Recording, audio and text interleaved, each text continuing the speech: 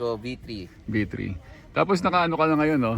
From dati ano tayo eh. Lahat naman tayo naka-mechanical dati. Mechanical na Ngayon 105. naka-electronic na Electronic. rival. Sa tingin mo, Brad, paglipat sa electronic, okay ba talaga yung electronic sa ano? Para sa akin, okay. Kasi ano siya eh, parang mas naging madali yung sa shifting. Pagcambio. Smooth talaga. Oo. Oo. Sa tingin mo, mahirapan ka na gumamit ng mechanical after gumamit ng electronic? Siguro. Oh, siguro. Maano ka. Malaking malaking difference Difference talaga. na yung pagbabago. Ang bilis mo masyado eh. Mabilis masyado. Ha? Galing ako dito. Oo nga, sabi ko dito eh. Saan? Good day everyone. Today is the last Saturday for 2023 and nandito tayo kasama natin si Momay. Andiyan na yan. Nandito namin si Kagawad, si Alvin Juan.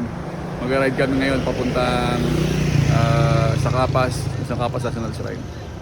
Eh, may mga dumaan na Colnago, may naiwan dito isa. Ano. Yaban, bagong Colnago. Colnago may tumutunog. Ito. Eh. Dito kami sa Air Force City, naantay namin si Kagawad. Dumating na ang inaantay namin. Ayan. Tara, baka tayo. May daan pala rito kasi akala ko bilang... May daan dyan, pamabalakad na tayo lalabas. Iwas tayo sa marami.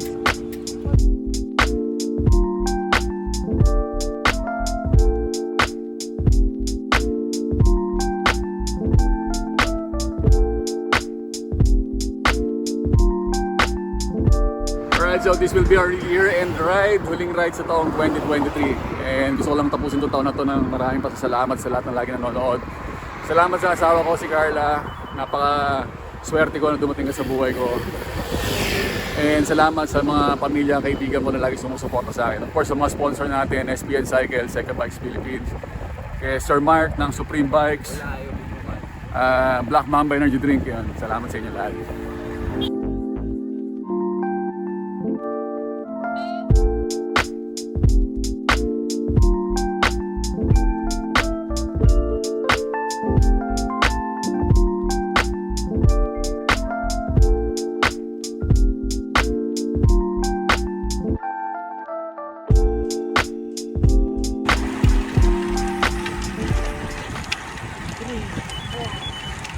Sakyan.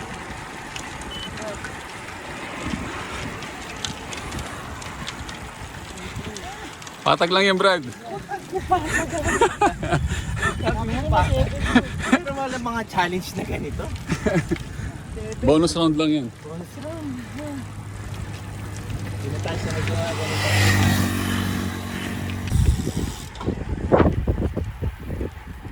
Side trip muna kami dito sa New Clark City. Hindi pa napupuntahan to, di ba? Di pa pupuntahan ni brother. Tayo.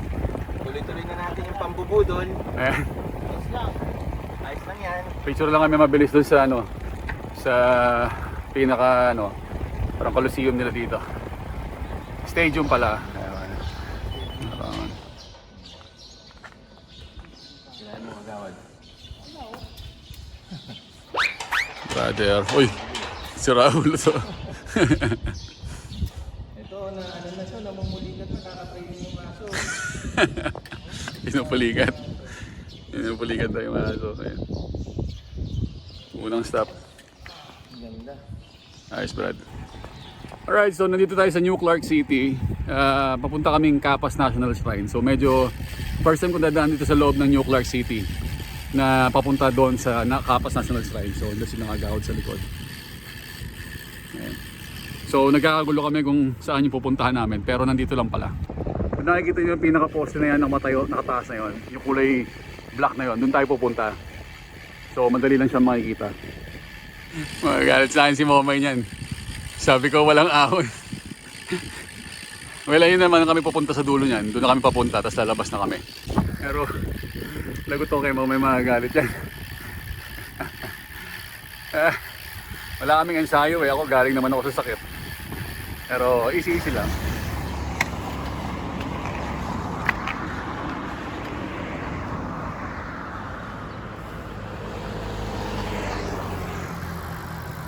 Ako medyo nagtatampo na ako sa'yo. Sinabi Patag, mo.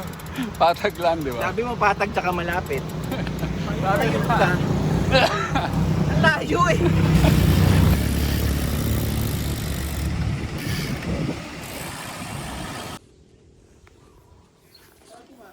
Pwede dito. Ano Brad, yung Trump yata tawag dyan. bagon, yung wagon, diyan pinagkakasya yung mga ano, yung mga sumama sa Bataan Death March. Tapos pinagkakasya diyan 100 plus sa isang bagon. So, yung iba diyan na namamatay.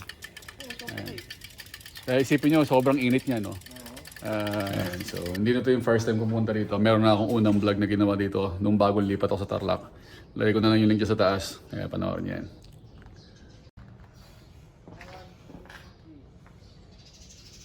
Kagawad in the house.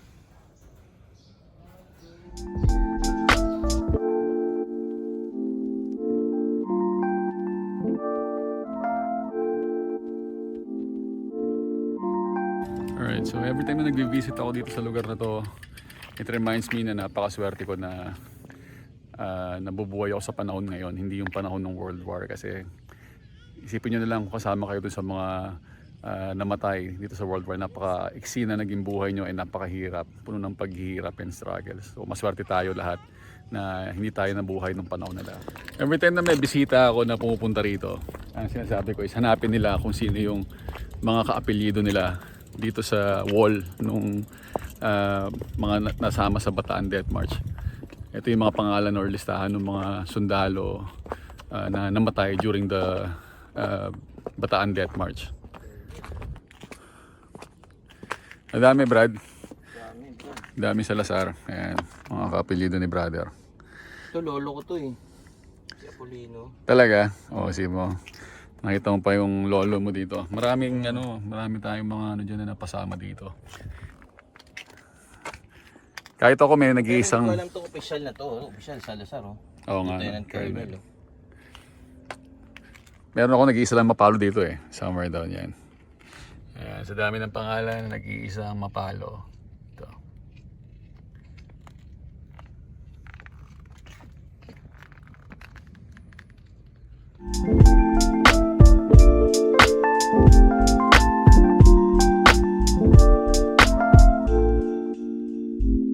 Brad, bagong bike. Ano yung bike mo? Ano yung bike mo? Colnago V3. B3. Tapos naka-ano ka na ngayon, no? From dati ano tayo eh. Lahat naman tayo naka-mechanical dati. Mechanical na Ngayon, 105. may naka-electronic na Electronic. rival. Sa tingin mo, Brad, paglipat sa electronic, okay ba talaga yung electronic sa ano? Para sa akin, okay. Kasi ano siya eh, parang mas naging madali yung sa shifting. Pagcambio. Smooth talaga. Oo. Oo. Sa tingin mo, mahirapan ka na gumamit ng mechanical after gumamit ng electronic? Siguro. Maano ka. Malaking malaking difference Difference talaga. na yung pagbabago. Malaki. Si Kagawad, isang linggo pa lang DI2 mo.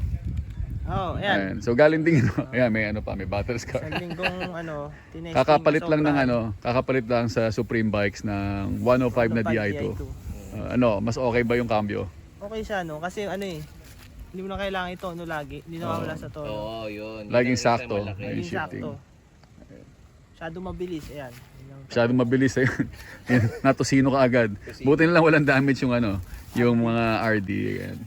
So, halos lahat kami na electronic shifting. Siguro prediction ko nga ngayon talagang kapag nakagamit kayo ng electronic shifting, mahirapan talaga kayong bumalik sa mechanical. Sabi ko nga mas simple yung mechanism ng electronic kumpara do sa mechanical. Yun nga lang mas mahal kasi bagong technology pa lang, tsaka marami pang hesitant. Pero may wino-work tayong isang brand na sana madala natin sa Pilipinas. Ang estimated na SRP noon is around 35,000 para sa group set pero walang crank. Yun, wala nga lang crank set. Pero pwede na yun kasi electronic shifting na siya. And sa mahal ng mga group set ngayon, magkano yung 105 ngayon na hindi naman electronic? Mas mahal pa doon.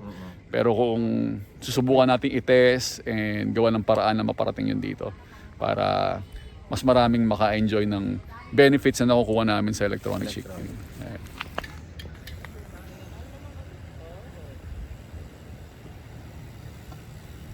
Enjoying the view. Karga muna ng turon. Karga ng turon, Brad. Yan, pag mo ako eh. Ako, buko, Diyos mo na. Stop. Kagawad. Sino ni Kagawad? Alright, pauwi na kami. Boring Road ng MacArthur Highway. Nandiyan na siya sa likod. Ito na nakakatama dito, mainit.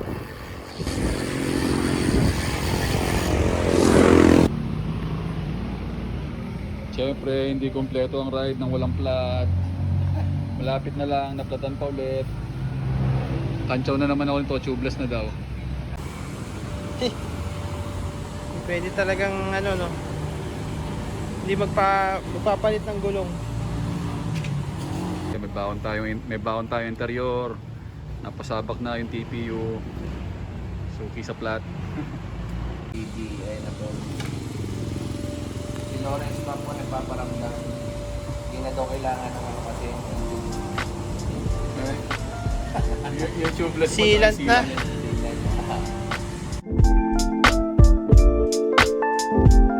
Next year na. Diretso ka lang dyan. Angeles yan, tapos papaorak na yan. Ingat Brad, ingat. Yan, nauwi na kami. Ito na si Chico Boy. Tapos ang ulam namin, tokwa. Kagawad, bigan ng pagkain ngayon. Ano model to Kagawad? Kilo Ace. Aries. Bagong-bago. Pakita mo nga gumagalaw yung palate. Yun yung pinaka-mix niya. Yun o. Oo. Pag nagsemplang ka, ayan. Eh, nasagasaan. Yun lang. Wala rin. Wala rin. Ganda ng helmet ni Kagawad. Bagong-bago. Ayan, Bips. Giro Aries.